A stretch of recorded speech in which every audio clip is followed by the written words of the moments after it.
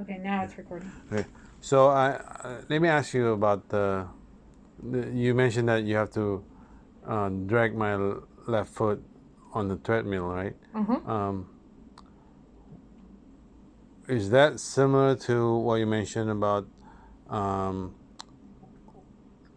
the way that I walked? Was it the way that I walked before I modify my pelvis direction, or that has nothing to do with the pelvis direction? That's a good question.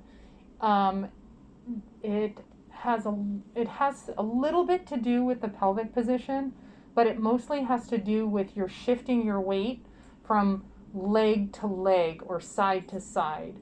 And the treadmill representation, the program that we viewed, looks as if you're never going far enough over to one leg long enough to swing your other leg ahead on the treadmill. So it's stuck on the treadmill, and then it quickly lands back on the treadmill.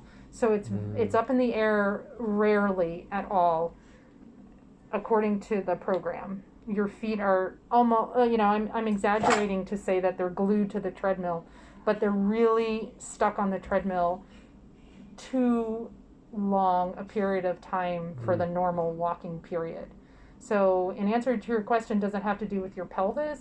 It might have a little to do with your pelvis, but it mostly has to do with the fact that you're not shifting your weight over to one leg long enough for the other one to step. And vice versa, you're not stepping on the left side and staying on your left leg long enough for your right leg to advance.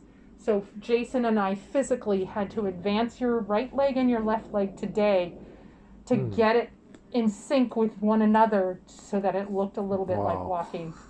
So you can see that clearly from your point of view? Oh, definitely. I felt it after a minute and a half. I was drenched in sweat. Yeah.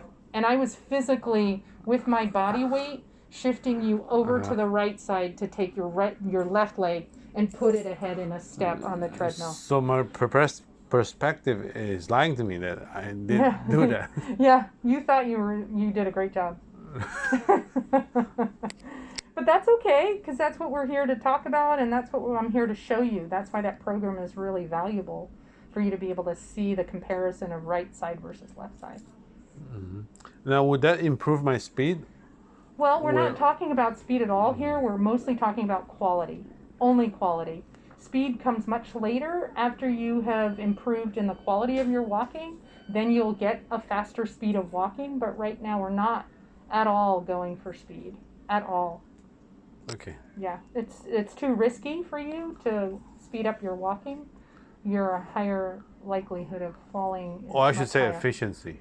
It will improve your efficiency, but right now I'm also trying to improve your efficiency with the quality of your walking so that you don't burn out after 10 feet and you're using the correct muscle groups for walking.